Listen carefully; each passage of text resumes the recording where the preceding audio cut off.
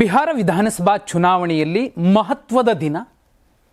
ಇದುವರೆಗೂ NDA ಕೂಟದ ಚಿರಾಗ್ ಪಾಸ್ವಾನ್ ಅವರಿರಬಹುದು, ಅಥವಾ ನಿತೀಶ್ ಕುಮಾರ್ ಅವರಿರಬಹುದು, ಅಥವಾ ಜಿತನ್ ರಾಮ್ ಮಾಂಜಿ ಅವರಿರಬಹುದು, ಇನ್ನುಳಿದ ಸಣ್ಣ ಪುಟ್ಟ ಪಕ್ಷಗಳಿರಬಹುದು, ಒಟ್ಟಿಗೆ ಒಂದೇ ವೇದಿಕೆಯಲ್ಲಿ ಪ್ರೆಸ್ ಮೀಟ್ ಮಾಡಲಿಲ್ಲ.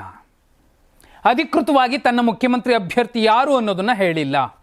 ಆದರೆ ಮಹಾಗಠಬಂಧನ್ ಕೂಟ ಏನಿದೆ, ಕಾಂಗ್ರೆಸ್, RJD ಸೇರಿದಂತೆ ವಿಕಾಸ್ಶೀಲ್ ಇನ್ಸಾನ್ ಪಕ್ಷ, ಎಡಪಕ್ಷಗಳು, ಇವುಗಳು ಒಟ್ಟಿಗೆ ಕೂತ್ಕೊಂಡು ಪ್ರೆಸ್ ಮೀಟ್ ಮಾಡಿ ಬಹುದೊಡ್ಡ ಮೆಸೇಜನ್ನು ಕೊಟ್ಟಿರುವಂಥದ್ದು. ಅದು ನಮ್ಮ ಮುಖ್ಯಮಂತ್ರಿ ಅಭ್ಯರ್ಥಿ 35 ವರ್ಷದ ತೇಜಸ್ವಿ ಯಾದವ್ ಜೊತೆಯಲ್ಲಿ ಅತ್ಯಂತ ಹಿಂದುಳಿದ ಸಮುದಾಯಕ್ಕೆ ಸೇರಿರುವಂತಹ ಮುಕೇಶ್ ಸಾಹ್ನಿ, ವಿಕಾಸ್ಶೀಲ್ ಇನ್ಸಾನ್ ಪಕ್ಷದ ಮುಖ್ಯಸ್ಥ, ಉಪಮುಖ್ಯಮಂತ್ರಿ ಅಭ್ಯರ್ಥಿ. ಇದಲ್ಲದೆ ಇನ್ನೊಬ್ಬರಿಗೆ ಹಿಂದುಳಿದವರಿಗೆ ಉಪಮುಖ್ಯಮಂತ್ರಿ ಪಟ್ಟ ಕೊಡ್ತೀವಿ ಅನ್ನುವಂಥದ್ದನ್ನು ಹೇಳಿರುವಂಥದ್ದು.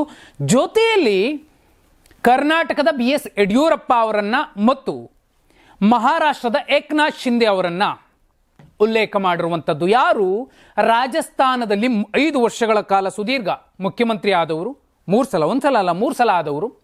ಆದರೆ ಲಾಸ್ಟ್ ಟರ್ಮಲ್ಲಿ ಅವರು 5 ವರ್ಷ ಪೂರ್ಣಾವಧಿಯಲ್ಲಿ ಇದ್ದರು. ಕಾಂಗ್ರೆಸ್ನ ಅತ್ಯಂತ ಹಿರಿಯ ನಾಯಕ ಮತ್ತು ಸುಮಾರು 45 ವರ್ಷಗಳ ಕಾಲ ರಾಜಕಾರಣವನ್ನು ನೋಡಿದವರು, ಅಲ್ಲೇ ಇದ್ದವರು. ಅಶೋಕ್ ಗೆಹ್ಲೋಟ್ ಅವರು ಒಂದು ಮೆಸೇಜನ್ನು ಕೊಟ್ಟಿರುವಂಥದ್ದು. ಅದು ಯಡಿಯೂರಪ್ಪ ಅವರ ಎಕ್ಸಾಂಪಲ್, ಏಕನಾಥ್ ಶಿಂದೆ ಅವರ ಎಕ್ಸಾಂಪಲ್ ಯಾಕೆ ತಗೊಂಡ್ರು ಅನ್ನುವಂಥದ್ದು ಇಲ್ಲಿ ಮುಖ್ಯ ಆಗತ್ತೆ.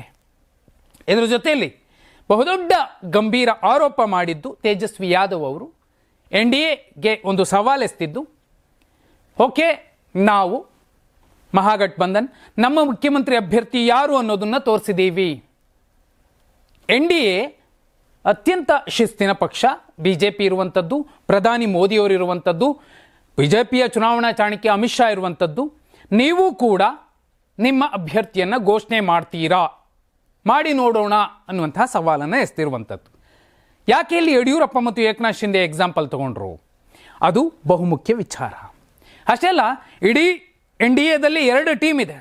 ಒಂದು, ಪ್ರಧಾನಿ ಮೋದಿಯವರು ರಾಮನಾದರೆ ನಾನೇ ಹನುಮ ಅನ್ನುವಂತಹ ಲೋಕ್ ಜನಶಕ್ತಿ ಪಾರ್ಟಿಯ ರಾಮ್ ವಿಲಾಸ್ ಪಾಸ್ವಾನ್ ಅವರ ಬಣದ ನಾಯಕ ಚಿರಾಗ್ ಪಾಸ್ವಾನ್ ಅವರು, ಮತ್ತು BJP ಒಂದು ಟೀಮು. ಇದಲ್ಲದೆ JDUನಲ್ಲಿರುವಂತಹ ಇಬ್ಬರು, ಒಬ್ಬರು ಮಿನಿಸ್ಟರ್ ಲನನ್ ಸಿಂಗ್, ಮತ್ತೊಬ್ಬರು ಸಂಜಯ್ ಕುಮಾರ್ ಝಾ, ರಾಜ್ಯಸಭಾ ಸದಸ್ಯರು. ಇಬ್ಬರೂ ಕೂಡ ಆ ಟೀಮಲ್ಲಿದ್ದಾರೆ. ಅಂದರೆ ಪರೋಕ್ಷವಾಗಿ ನಿತೀಶ್ ಕುಮಾರ್ ಅವರ ವಿರುದ್ಧ ನಿಂತಿದ್ದಾರೆ. ಇನ್ನೊಂದು ಟೀಮು ನಿತೀಶ್ ಕುಮಾರ್ ಅವರು ಮತ್ತು ಅವರ ಸುದೀರ್ಘ ಕಾಲದ ಗೆಳೆಯ ಜಿತನ್ ರಾಮ್ ಮಾಂಜಿ. ಸೊ ಒಟ್ಟಿಗೆ ಪ್ರೆಸ್ ಮೀಟ್ ಮಾಡಿಲ್ಲ, ಮುಖ್ಯಮಂತ್ರಿ ಅಭ್ಯರ್ಥಿ ಯಾರು ಅನ್ನೋದು ಘೋಷಣೆ ಆಗಿಲ್ಲ. ನಿತೀಶ್ ಕುಮಾರ್ NDA ಮುಖ್ಯಮಂತ್ರಿ ಅಭ್ಯರ್ಥಿ ಅನ್ನೋದನ್ನು ಹೇಳಿಲ್ಲ. ಜೊತೆಯಲ್ಲಿ ಜಿತನ್ ರಾಮ್ ಮಾಂಜಿ ಉಪಮುಖ್ಯಮಂತ್ರಿ ಅಭ್ಯರ್ಥಿ ಅಥವಾ ಚಿರಾಗ್ ಪಾಸ್ವಾನ್ ಉಪಮುಖ್ಯಮಂತ್ರಿ ಅಭ್ಯರ್ಥಿ ಅನ್ನೋದನ್ನು ಹೇಳಿಲ್ಲ. ಇದರ ಜೊತೆಯಲ್ಲಿ ಈಗ ನಿತೀಶ್ ಕುಮಾರ್ ಅವರು 35 ವರ್ಷ ರೀ, ಅಷ್ಟು ಸಣ್ಣ ಹುಡುಗಂಗೆ ಏನ್ರಿ ಅದೆಲ್ಲ ಅಂತ ಪ್ರಶ್ನೆ ಮಾಡಬಹುದು. ಕಳೆದ ಚುನಾವಣೆಯಲ್ಲಿ 2020ರ ಬಿಹಾರ ವಿಧಾನಸಭಾ ಚುನಾವಣೆಯಲ್ಲಿ ಮತ್ತೆ ಇದೇ ಕೂಟ ಇತ್ತು, ಮಹಾಗಠಬಂಧನ್ ಇತ್ತು. ಅವತ್ತು ಮುಕೇಶ್ ಸಾಹ್ನಿ ಅವರು ವಿಕಾಸ್ಶೀಲ್ ಇನ್ಸಾನ್ ಪಕ್ಷದ ನಾಯಕ NDAದಲ್ಲಿದ್ದರು. ಆದಾಗ್ಯೂ ಅತಿ ದೊಡ್ಡ ಪಕ್ಷವಾಗಿ ಹೊರಹೊಮ್ಮಿದ್ದು ಇದೇ ಹುಡುಗ ತೇಜಸ್ವಿ ಯಾದವ್. ಹೋರಾಡಿ ಓಡಾಡಿ 75 ಸ್ಥಾನಗಳನ್ನು ಪಡ್ಕೊಂಡಿದ್ರು.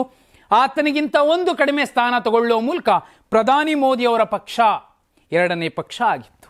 ಅದು ತೇಜಸ್ವಿ ಯಾದವ್ ತಾಕತ್ತು ಅನ್ನೋದು ಇಡೀ ದೇಶಕ್ಕೆ ಗೊತ್ತಾಗಿತ್ತು. ಈಗ ಖುದ್ದು ತೇಜಸ್ವಿ ಯಾದವ್ ಪ್ರೆಸ್ ಮೀಟ್ ಮಾಡಿ ಹೇಳಿದ್ದು, ನೋಡಿ ಇದು ನಮ್ಮ ಶಕ್ತಿ, ನಾವೆಲ್ಲರೂ ತುಂಬ ಹೊಂದಾಣಿಕೆಯಿಂದ ಇದ್ದೀವಿ, ನಮ್ಮಲ್ಲಿ ಯಾವ ಗೊಂದಲಗಳಿಲ್ಲ, ನಮ್ಮ ಮುಖ್ಯಮಂತ್ರಿ ಅಭ್ಯರ್ಥಿ ಯಾರು ಅನ್ನೋದನ್ನು ಈಗಾಗಲೇ. ಯಾಕಂದರೆ ಆ ಪ್ರೆಸ್ ಮೀಟಲ್ಲಿ ಒಂದು ಕಡೆ ಪವನ್ ಖೇರಾ ಇರ್ತಾರೆ, ಮತ್ತೊಂದು ಕಡೆ ಅಶೋಕ್ ಗೆಹ್ಲೋಟ್ ಅವರು ಇರ್ತಾರೆ, ತೇಜಸ್ವಿ ಯಾದವ್ ಇರ್ತವ್ರೆ, ಮುಕೇಶ್ ಸಾಹ್ನಿ ಅವರು ಇರ್ತಾರೆ, ಎಲ್ಲರೂ ಕೂತಿರ್ತಾರೆ, ಎಡಪಕ್ಷದ ನಾಯಕರು ಒಬ್ಬರು ಕೂತಿರ್ತಾರೆ.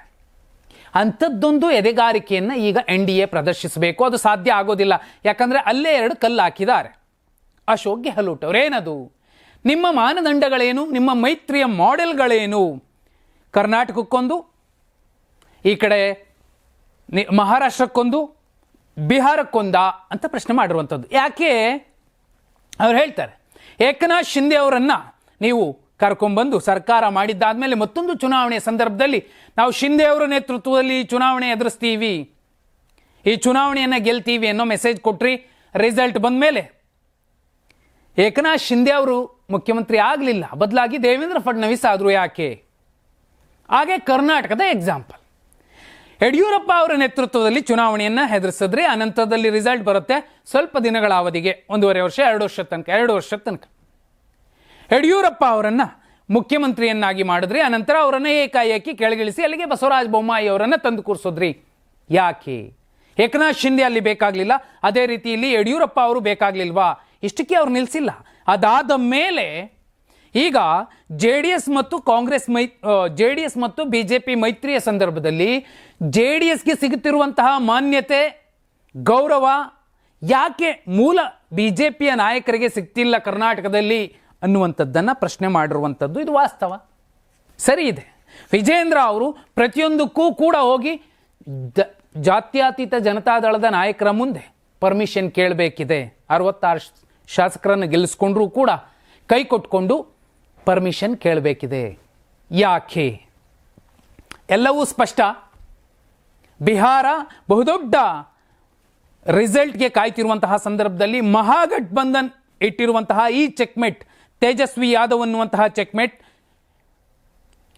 ಮೋದಿಯವ್ರಿಗಿರಬಹುದು, ಅಮಿತ್ ಶಾ ಅವ್ರಿಗಿರಬಹುದು ಒಂದು ಶಾಕ್. ಯಾಕೆ ಅಂದರೆ ಈಗ ಅವರು ನಿತೀಶ್ ಕುಮಾರ್ ಅವರೇ ಮುಂದಿನ ಮುಖ್ಯಮಂತ್ರಿ ಅಭ್ಯರ್ಥಿ ನಮ್ಮ NDA ಕೂಟದ್ದು ಅಂತ ಹೇಳಲಿಕ್ಕೆ ಸಾಧ್ಯವೇ ಇಲ್ಲ.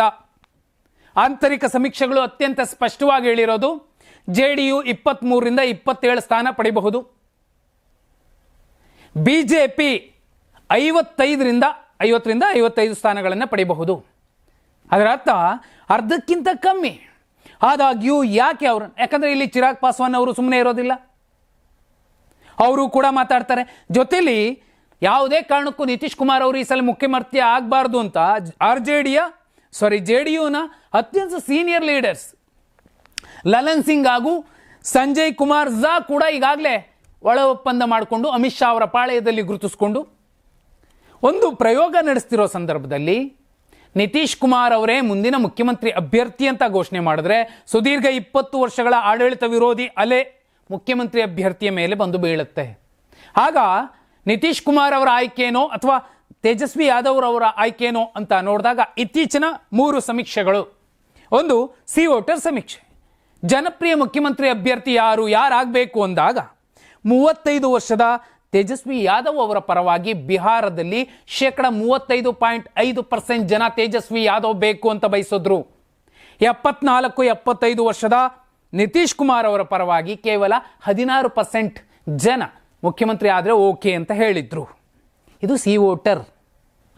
ಎರಡನೇದು JVC ಸಮೀಕ್ಷೆ ಕೂಡ ಇಂಥದ್ದೇ ಸುಳಿವನ್ನು ಕೊಡ್ತು.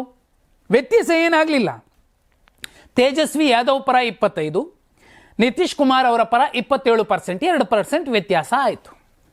ಇನ್ನೂ ಒಂದು ಸಮೀಕ್ಷೆ ವೋಟ್ ವೈಬ್ ಅನ್ನುವಂತಹ ಸಮೀಕ್ಷಾ ಸಂಸ್ಥೆ, ಅದು ಕೂಡ ಪ್ರಶ್ನೆ ಮಾಡ್ತು ಬಿಹಾರದ ಜನಕ್ಕೆ ಯಾರು ಮುಖ್ಯಮಂತ್ರಿ 35% ಜನ ತೇಜಸ್ವಿ ಯಾದವ್ ಮುಖ್ಯಮಂತ್ರಿ ಆಗಬೇಕು ಅಂತ ಬಯಸಿದ್ರೆ ನಿತೀಶ್ ಕುಮಾರ್ ಅವರ ಪರವಾಗಿ ಕೇವಲ 23% ಜನ ಮುಖ್ಯಮಂತ್ರಿ ಆಗಬೇಕು ಅಂತ ಬಯಸಿದ್ರು. ಇಷ್ಟೂ ಕಡೆ BJPಯ ಪರವಾದ ನಾಯಕರ ಜೊತೆಯನ್ನು ಗುರುತಿಸುವಂತಹ ಮತ್ತು ಅವರು ಮುಖ್ಯಮಂತ್ರಿ ಆಗಬೇಕು ಅಂತ ಬಯಸಿದ್ದು 10%ಗಿಂತ ಕಡಿಮೆ. ನೀವು ಸಿ ವೋಟರ್ ತಗೊಳ್ಳಿ, JVC ತಗೊಳ್ಳಿ, ವೋಟ್ ವೈಪ್ ತಗೊಳ್ಳಿ, ಎಲ್ಲನ್ನೂ ಒಟ್ಟುಗೂಡಿಸಿದ್ರೆ ಅತಿ ಹೆಚ್ಚು ಜನಪ್ರಿಯತೆಯನ್ನು ಗಳಿಸಿರುವುದು ಈ ಚುನಾವಣೆಯಲ್ಲಿ ಮತ್ತು ಮುಖ್ಯಮಂತ್ರಿ ಆಗಬೇಕು ಅಂತ ಬಯಸ್ತಿರುವಂಥದ್ದು ತೇಜಸ್ವಿ ಯಾದವ್ ಅವರನ್ನ. 1000 ಮಾತಾಡಬಹುದು, NDA 160 ಗೆಲ್ಲುತ್ತೆ 243ಕ್ಕೆ, ಅಥವಾ 200 ಗೆಲ್ಲುತ್ತೆ, ಇನ್ನು 43 ಮಾತ್ರ ಮಹಾಗಠಬಂಧನಕ್ಕೆ ಸಿಗುತ್ತೆ ಅನ್ನುವಂತಹ ಚರ್ಚೆಗಳು ಮಾತಾಡ್ಕೋಬಹುದು, ನಂಬರ್ ಬೇಕಾದಷ್ಟು ಹೇಳ್ಬಹುದು. ಆದರೆ ವಾಸ್ತವ ಹಾಗಿಲ್ಲ. ಗ್ರೌಂಡ್ ರಿಪೋರ್ಟ್ ಬೇರೆ ತರಾನೇ ಇದೆ. ಮೇನ್ ಸ್ಟ್ರೀಮ್ ಮಾಧ್ಯಮಗಳನ್ನು ಅಲ್ಲಿ ಎಷ್ಟು ಗೇಲಿ ಮಾಡಿ ನಗ್ತಾರೆ ಅಂದರೆ, ಇತ್ತೀಚೆಗೆ ಒಂದು ಪ್ರೆಸ್ ಮೀಟ್ ಮಾಡಿದಾಗ ಇದೇ ಅಖಿಲೇಶ್ ಯಾದವ್ ಅವರು ತೇಜಸ್ವಿ ಯಾದವ್ ಅವರ ಪರ ಪ್ರಚಾರ ಮಾಡಲಿಕ್ಕೆ ಬಂದಾಗ ಪ್ರೆಸ್ ಮೀಟ್ ಮಾಡಿದಾಗ ಒಬ್ಬ ಪತ್ರಕರ್ತರನ್ನು ಕೇಳ್ತಾರೆ, ನೀವೇ ಅಲ್ವಾ ಕರಾಚಿಯನ್ನ ಮತ್ತೆ ಲಾಹೋರ್ಗಳನ್ನೆಲ್ಲ ಗೆದ್ದು ಬಂದಿದ್ದು, ಏನಾದರೂ ಸಾಕ್ಷಿ ಇದೆಯಾ ನಿಮ್ಮ ಹತ್ರ ಅಂತ ಕೇಳಿದ್ರು. ಯಾಕಂದರೆ ಆಪರೇಷನ್ ಸಿಂಧು ಸಂದರ್ಭದಲ್ಲಿ ಅತಿರೇಕಕ್ಕೆ ಹೋಗಿ ವರದಿಯನ್ನು ಮಾಡಿದ ಒಂದಷ್ಟು ಸುದ್ದಿ ಮಾಧ್ಯಮಗಳನ್ನು ಗೇಲಿ ಮಾಡಿದರು. ಮತ್ತು ಒಂದು ಕಡೆ ಇದೇ ಪ್ರೆಸ್ ಮೀಟ್ಗಳ ಸಂದರ್ಭದಲ್ಲಿ ರಾಹುಲ್ ಗಾಂಧಿ ಅವರು ಚಮಚ ಮತ್ತು ಚಮಚಿಗಳ ಬಗ್ಗೆ ಉಲ್ಲೇಖ ಮಾಡಿದ್ರು. ಹೀಗೆ ಮೇನ್ ಸ್ಟ್ರೀಮ್ ಮಾಧ್ಯಮಗಳನ್ನು ಅಲ್ಲಿ ಎಷ್ಟರ ಮಟ್ಟಿಗೆ ಗೇಲಿ ಮಾಡ್ತಿದ್ದಾರೆ ಅಂದರೆ ಅಲ್ಲಿನ ನಾಯಕರು ನಿಜವಾದ ಪತ್ರಿಕೋದ್ಯಮಕ್ಕೆ ತೊಳೆಯುವಂತಹ, ನಿಜವಾದ ಪತ್ರಕರ್ತರನ್ನು ಗುರುತಿಸುವಂತಹ ಪ್ರಯತ್ನವನ್ನು ಅಲ್ಲಿ ಮಾಡ್ತಿದ್ದಾರೆ. ಉತ್ತರ ಭಾರತದಲ್ಲಿ ನಾವು ಭೀಮಾರು ರಾಜ್ಯಗಳು ಅಂತೀವಿ, ಆದರೆ ಅಲ್ಲಿನ ಜನಕ್ಕೆ ಯಾವುದು ನಿಜವಾದ ಪತ್ರಿಕೋದ್ಯಮ, ಯಾವುದು ಯಾರು ಅಸಲಿ ಪತ್ರಕರ್ತರು ಅನ್ನೋದನ್ನು ಗುರುತಿಸ್ತಿದ್ದಾರೆ. ಒಂದು ಅತ್ಯಂತ ಸ್ಪಷ್ಟವಾಗಿರೋದೇನೆಂದರೆ ಮೇನ್ ಸ್ಟ್ರೀಮ್ ಮಾಧ್ಯಮಗಳು 1000 ಹೇಳಬಹುದು, ಗ್ರೌಂಡ್ ರಿಪೋರ್ಟ್ ಬೇರೆ ಇದೆ. ಯಾರೋ ಒಬ್ರು ಪ್ರೆಸ್ ಒಂದು ಕಮೆಂಟ್ ಹಾಕಿದ್ರು, ನೀವೆಷ್ಟೇ ಹೇಳಿ ಚುನಾವಣಾ ಆಯೋಗ ನಮ್ಮ ಹತ್ರ ಇದೆ, EVM ನಮ್ಮ ಹತ್ರ ಇದೆ, ನಾವೇ ಗೆಲ್ತೀವಿ ಅಂತ. ಮೇ ಬಿ ಆ ಥರ ಆದರೆ ಏನು ಮಾಡಲಿಕ್ಕೆ ಆಗೋದಿಲ್ಲ. ಆದರೆ ವಾಸ್ತವದಲ್ಲಿ ನಿತೀಶ್ ಕುಮಾರ್ ಅವರು ಬಹುದೊಡ್ಡ ಆಡಳಿತ ವಿರೋಧಿ ಅಲೆಯನ್ನು ಎದುರಿಸ್ತಿದ್ದಾರೆ. ಹಾಗಂತ ಮಹಾಗಠಬಂಧನ್ 122 ಮ್ಯಾಜಿಕ್ ನಂಬರ್ ಪಡೆಯುತ್ತೆ ಅಂತ ಯಾರೂ ಕೂಡ ಹೇಳ್ತಿಲ್ಲ. ಆದರೆ ಕಳೆದ ಚುನಾವಣೆಗಿಂತ ಒಳ್ಳೆಯ ನಂಬರ್ ಪಡಿತಾರೆ. ಅಷ್ಟೇ ಅಲ್ಲ, NDA ಕೂಟಕ್ಕೆ ಬಹುದೊಡ್ಡ ಹೊಡೆತ ಅಂತೂ ಬೀಳುತ್ತೆ. ಸಿಂಪಲ್ 35 ವರ್ಷದ ತೇಜಸ್ವಿ ಯಾದವ್ ಅವರು ಸವಾಲು ಎಸ್ತಿರೋದು ಮೋದಿ ಅವರಿಗಿಂತ ತುಂಬ ಸಣ್ಣ ಹುಡುಗ. ಈಗ ಮೋದಿ ಅವರು ಆ ಸವಾಲನ್ನು ಸ್ವೀಕರಿಸಿ, ಅಥವಾ ಅಮಿತ್ ಶಾ ಅವರು ಆ ಸವಾಲನ್ನು ಸ್ವೀಕರಿಸಿ ನಿತೀಶ್ ಕುಮಾರೇ ನಮ್ಮ ಮುಖ್ಯಮಂತ್ರಿ ಅಭ್ಯರ್ಥಿ ಅಂತ ಘೋಷಣೆ ಮಾಡಿದ್ರೆ NDA ಕೂಟ ಛಿದ್ರ ಆಗತ್ತೆ. ನೀವೇನಂತೀರಾ? ಕಮೆಂಟ್ ಮಾಡಿ.